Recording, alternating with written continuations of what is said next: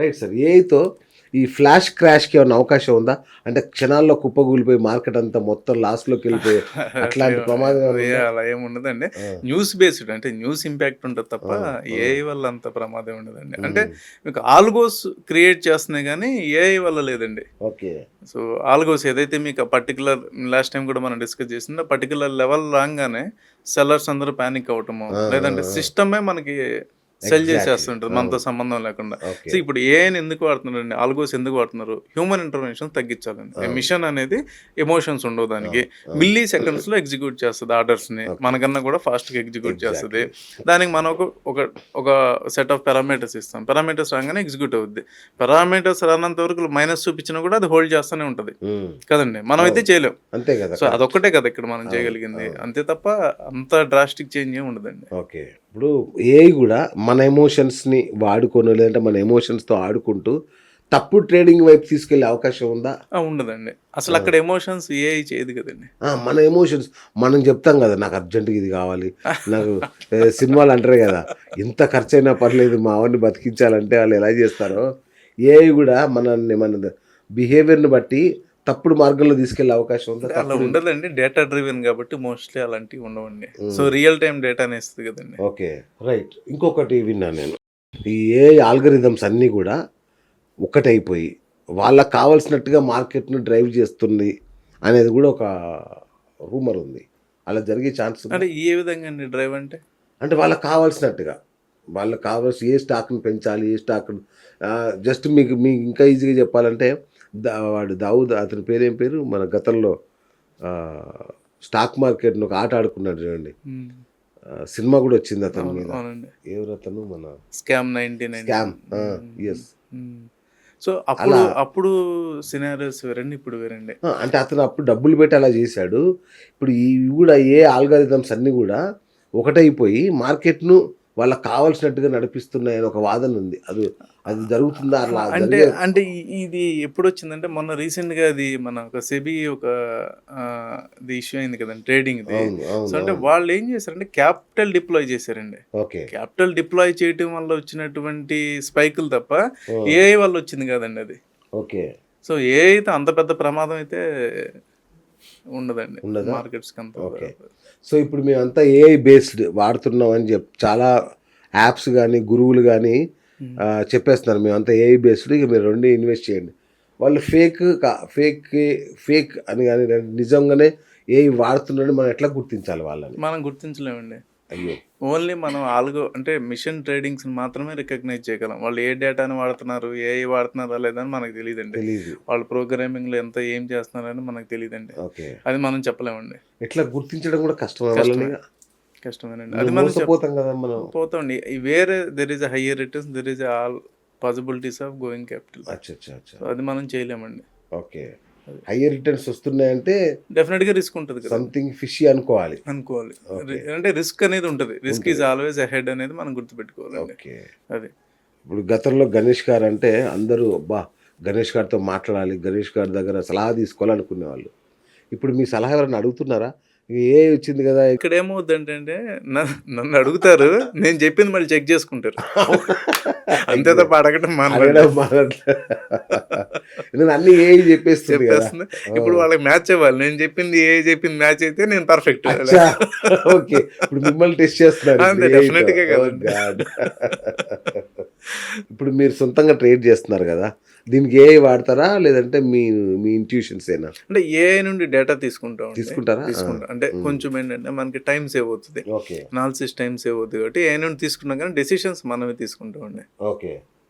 అట్లా decision making అనేది మనమే. ఇగ ఎంత టైమ్ హోల్డ్ జేయాలి. అచ్చా! సో, ఇది అది దాని మాట వినరప్పుడు. లేదండి. అది మనం అట్లా తీసుకోలేమండి అది. అచ్చా! అది. అంటే ఓకే. మనకు ఒక ఐడియా ఉండాలి గదండీ. అంటే బీయింగ్ ఎక్స్‌పర్ట్ మీకది ఓకే. సాధ్యం. మాలాంటి వాళ్ళకి తెలీదుగా.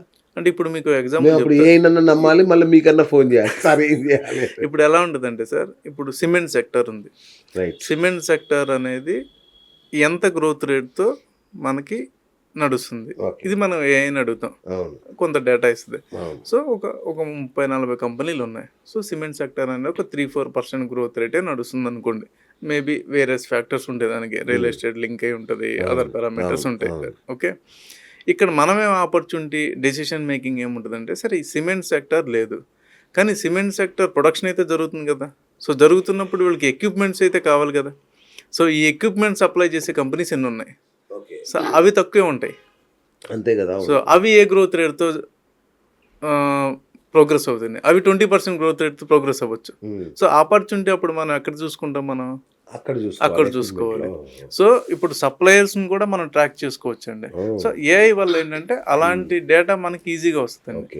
ఇప్పుడు ఫార్మా కంపెనీస్, హెల్త్ సెక్టర్ అని హోలిస్టిక్గా తీసుకుంటే అందులో మెడికల్ డివైజెస్ సెక్టర్స్ కూడా ఉంటాయి. సో ఈ డివైజెస్లో ఏవి పెర్ఫామ్ చేస్తున్నాయి, రోబోటిక్ సెక్టర్లో ఏవి పెర్ఫామ్ చేస్తున్నాయి, సో ఇలాంటివన్నీ కూడా ట్రాక్ మనకి ఈజీగా ఉంటుందండి. సో సెక్టార్ నుండి వచ్చే బై ప్రొడక్ట్స్ ఏంటి, ఆ సెక్టార్లో ఉన్నటువంటి అదర్ ఆపర్చునిటీస్ ఏంటి, ఇవి మనం ట్రాక్ చేసుకోవడం ఈజీ అండి. సో అలా మనం ఇన్వెస్ట్ చేసుకోవచ్చు అండి. ఇప్పుడు మనం ఎలా ఉంటుందంటే అండి, సపోజ్ మీకు ఇన్ఫ్రాస్ట్రక్చర్ మీద గవర్నమెంట్ 1,00,000 కోట్లు ఖర్చు పెడుతుంది. మేజర్ కంపెనీస్ ఒక 4-5 ఉంటాయి, రైట్? ఎల్ఎన్టీ కానివ్వండి, ఎన్సీసీ కానివ్వండి. ఇప్పుడు వీటికి మార్జిన్స్ ఎంత ఉన్నాయి, వీటికి అసలు ఎక్విప్మెంట్ సప్లై చేసే వాటికి మార్జిన్స్ ఎంత ఉన్నాయి, ఓకే, మార్జిన్స్ కూడా చూసుకోవాలి కదండి. మరి ప్రాఫిట్స్ చూసుకుంటాం కదా. సో వీళ్ళకన్నా వాళ్ళకి ఒక్కోసారి ఎక్కువ మార్జిన్స్ ఉంటాయి. సో అక్కడ మనం ఆపర్చునిటీ అక్కడికి వెళ్ళిపోతాం, షిఫ్ట్ అయిపోతాం. అంటే అక్కడ మీకు ఏమవుతుంది, మీరు అన్నట్టు మల్టీ బ్యాగర్ అంటారు కదండి. వాడు ఏదో చిన్న కంపెనీ స్టార్ట్ చేస్తాడు, ఎన్సీసీ లాంటి కంపెనీల దగ్గర 4 కంపెనీల నుండి ఆర్డర్ వచ్చింది, వాడి గ్రోత్ ఎక్స్పోనెన్షియల్గా ఉండొచ్చు. సో మనం అలా ఐడెంటిఫై చేసుకోవాలండి. దానికి మనకి ఏఐ హెల్ప్ అవుతుంది. ఏఐ ఏమవుతుందంటే ఇలాంటి చిన్న చిన్న ఆపర్చునిటీస్ అన్నిటిని కూడా మనం గ్రాప్ చేయగలం. ఇప్పుడు ఏంటంటేనండి, ఒక్కొక్క టైం ఎలా ఉంటుందంటే ఇన్వెస్ట్ చేసి ఒక 3 years వదిలేయాల్సి వస్తుంది. ఓకే, ఒక్కొక్కసారి మనం ఇయర్లోనే 30 ట్రాన్సాక్షన్స్ చేస్తాం. ఎండ్ ఆఫ్ ది డే మనం ఏం కావాలి, మనీ కావాలి, జనరేట్ చేసామా లేదా, అది ఏ మోడల్ వెళ్తున్నాం అనేది అది మన చాయిస్. మళ్ళీ సరే, ఇప్పుడు టెక్నికల్ అనాలిసిస్ బెటరా, ఏఐ అనాలిసిస్ బెటరా? టెక్నికలే బెటర్ అండి. అవునా? ఈ రోజు కూడా ఎప్పటికైనా బెటర్. ఓకే, మనం టెక్నికల్గా కొన్ని అంటే మన దాన్ని ఏమంటారు, ఇండికేటర్స్ ఉంటాయి. ఇండికేటర్స్ అనేది మన యొక్క వ్యూ పాయింట్ని క్లియర్గా ఇస్తాయండి. అంటే మనం అనుకుంటున్నది ఇండికేటర్స్ కొన్ని ఉంటాయి, మనకి క్లియర్గా చెప్తుంది అంటే నిజంగా ఇది బయింగ్ ఆపర్చునిటీ కాదా. అంటే ఇప్పుడు మనం ఎలా చూస్తామంటేనండి, మంత్లీ బేస్ చూస్తారు జనరల్గా, ఎనీ ట్రేడర్, జనరల్ కొంచెం ప్రొఫెషనల్స్ అందరూ కూడా మంత్లీ అసలు మార్కెట్ ఎలా మూవ్ అవుతుంది, ఇది ఫస్ట్. వీక్లీ ఎలా మూవ్ అవుతుంది, డే వచ్చేటప్పటికి ఎలా బిహేవ్ చేస్తుంది. మేబీ మంత్లో అప్ ట్రెండ్ ఉంది, 4 weeks ఉన్నాయి, మంత్ అప్ ట్రెండ్ చూపిస్తుంది మనకి. ఓకే, 4 weeks ఉన్నాయిగా, 1 week తగ్గచ్చు, 2 weeks పెరగచ్చు, బట్ ఓవరాల్గా ఇది పైకి వెళ్తుంది. నెక్స్ట్ వీక్ నీకు వచ్చినాక, week is a combination of 5 days. మళ్ళీ డేలోకి వచ్చినాక మనకి ఒక 9:15 to 3:30 మళ్ళీ మనకి ఒక 6 hours నడుస్తుంటుంది ట్రేడింగ్. సో ఇవన్నీ కూడా ఏంటంటే మనం అంటే మనం డెఫినెట్గా టెక్నికల్లే ఫాలో అవ్వాలి. హోలిస్టిక్గా ఒక డైరెక్షన్ కోసం ఏ అయినా అడగచ్చు, కానీ బట్ రెగ్యులర్గా చేసేవాళ్ళు అయితే టెక్నికల్లే ఫాలో అవ్వాలండి. ఇప్పుడు మీరు ఇప్పటిదాకా మీరు ప్రతి విషయంలో చెప్పింది ఏంటంటే మన గట్ ఫీలింగ్, మన ఇంట్యూషన్నే నమ్మాలి అని చెప్తున్నారు. అవునండి. సో ఏ ప్రశ్న అయినా అదే చెప్తున్నారు మీరు. సో అంటే ఇది ఏఐకి ఎప్పటికి రాదా, ఇంకా ఏఐని ఈ విషయంలో నమ్మడానికి లేదా? అంటే ఇప్పుడు ఏఐ ఎలా ఉంటుందో ఏఐకే తెలియదండి ఫ్యూచర్. ఇంకా మనమేం చెప్తాం, అవునా కదండి. సో ఇప్పుడు ఒక యుద్ధం లాంటిది ఒక వార్త వచ్చింది అనుకోండి, ఏఐ వెంటనే రియాక్ట్ అవుతుంది, అంతే కదా. ఏఐ వెంటనే రియాక్ట్ అయిపోయి ఏం చేయాలని డెసిషన్ తీసుకుంటుంది, చెప్తుందండి. అంటే మీకు యుద్ధం వచ్చింది, మీరు అడిగారు అనగానే మీకు ఏం చేస్తుంది, అది ఒక 90 years డేటా తీసుకొచ్చి మీకు ఇస్తుంది. ఎప్పుడెప్పుడు యుద్ధం జరిగింది, ఎంత % మార్కెట్ పడింది, ఎంత టైం, ఎన్ని రోజులు యుద్ధం జరిగింది, ఎన్ని రోజుల్లో అదర్ అసెట్ క్లాసెస్ ఎలా పెర్ఫామ్ చేసినాయి, ఆయిల్ ఎలా పెర్ఫామ్ చేసింది, గోల్డ్ ఎలా పెర్ఫామ్ చేసింది, ఇది అంతా ఇస్తుంది. ఇది ఏఐ మీకు ఈజీగా చేస్తుంది. మనమే తీసుకోవాలి. ఎప్పటికి కూడా మనలాగా ఆలోచించి ఒక డెసిషన్ తీసుకోవడం అంటే అది సజెషన్స్ ఇవ్వచ్చేమో, కానీ డెసిషన్ అనేది మనమే తీసుకుంటాం.